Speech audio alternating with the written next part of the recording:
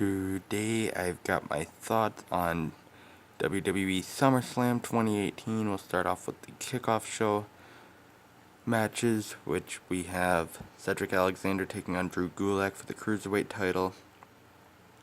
I still actually have to watch the kickoff show matches, as well as a couple. Actually, I have seen all those, but just gotta rewatch the kickoff show matches the little bits I can, just to see what I think of the matches.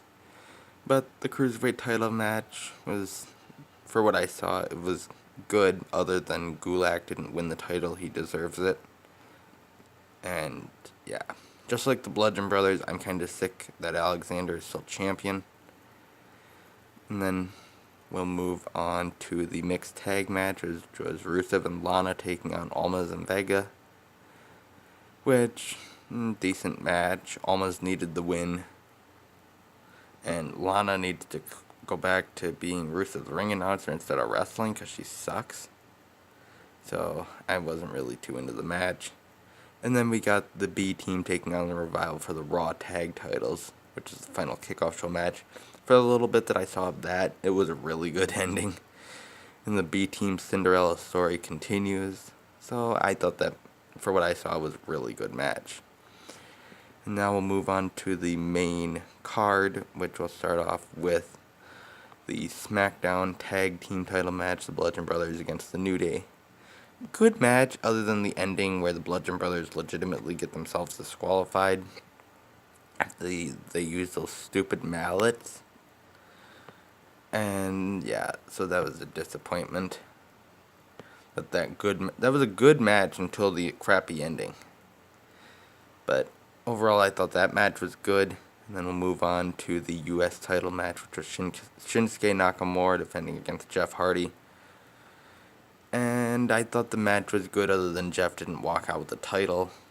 Because it's like, if they're doing Jeff Hardy versus Randy Orton for Hell in a Cell, at least make it for the title, so then, or make it a triple threat or something to throw in for the title, so that we don't have to figure out, Shinsuke doesn't have to find an opponent in 4 weeks for Hell in a Cell. And yeah, that's the one big problem out of that match. That Jeff's crazy swanton from the top rope to the apron, just about as bad as the one TNA bump he took, which was off the top of the cage onto steel steps, where he missed. Yeah, that was crazy.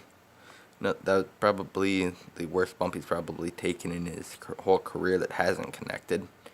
Which he's taken a lot of crazy bumps. The worst one that I've seen is One Night Stand 2008 against Umaga, off the top of an 18-wheeler. That was crazy. But overall, the match was fine. It's what you can expect from Nakamura, which is nothing.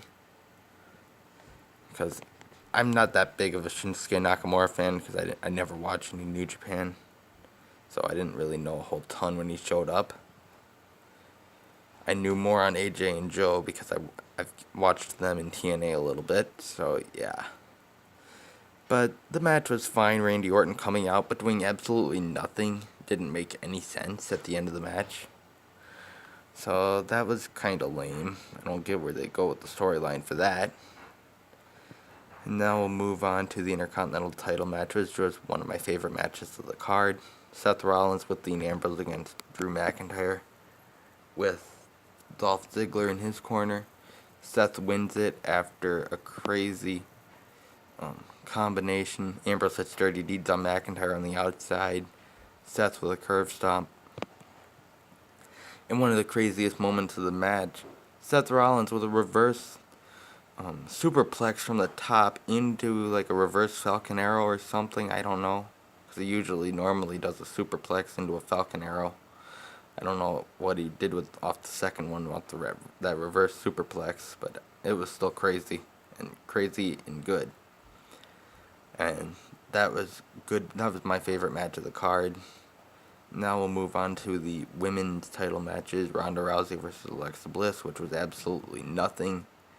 And I'm kind of happy that Ronda won, even though she's highly overrated, just like Shayna Baszler, who lost her NXT Women's title match the previous night. Kairi Sane, finally. But overall, that match was nothing too great. The triple threat SmackDown Women's title match had a lot more to it.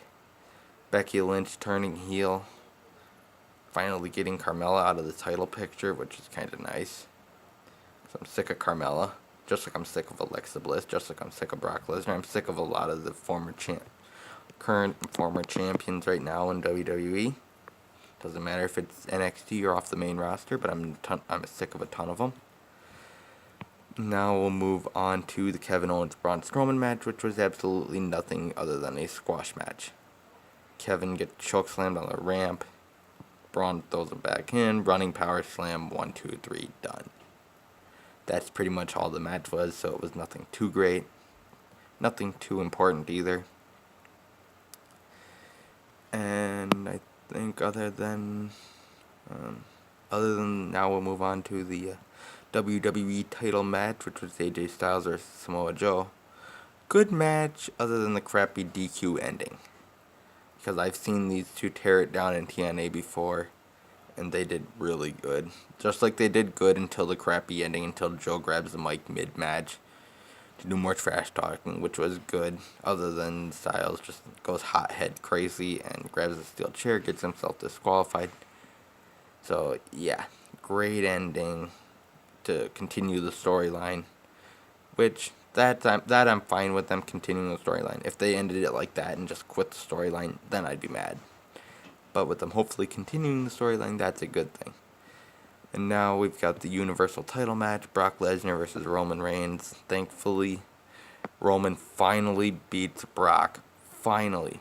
But there was a change mid-match, which thankfully was a good change, because I wouldn't want to sit through 30-40 minutes of a Universal title match. And so they made it really quick, and it was only about 20 minutes, so that was kind of nice.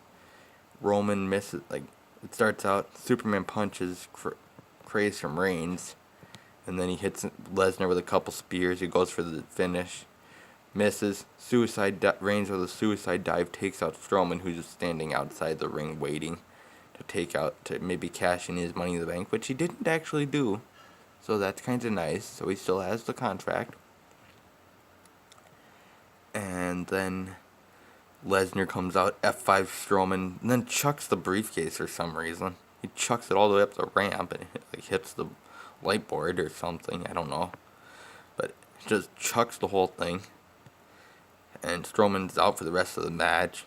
And then it's like Lesnar gets back in the ring, Reigns hits him with a spear, and it's 1, 2, 3, Reigns is champion, which I'm kind of happy that finally happened. And Asuka's streak as longest current champion actually still stands at 526 days, I think it was. Or 520 days, I think. But it still stands, so Lesnar actually is not the longest reigning world champion right now in the WWE. But if he wasn't a part-timer, then it would be close. But, yeah. But Braun still holds the briefcase, so that's good. So he might cash it in on Raw or SmackDown or something. He might show up, and even though he can only cash it on the Universal title, which is lame. But Reigns walks out as champion, which is actually quite good for SummerSlam. Now I'm kind of happy that we'll actually get a top champ on Raw that'll actually show up every single week. So that's a good thing. So that's probably my thoughts on SummerSlam 2018. If you guys watched either NXT TakeOver, Brooklyn 4, or SummerSlam, or both, feel free to leave your thoughts on this video or my NXT TakeOver Brooklyn 4 video in the comment section below of either of those videos, and just like and subscribe for more, because I will do more in the future.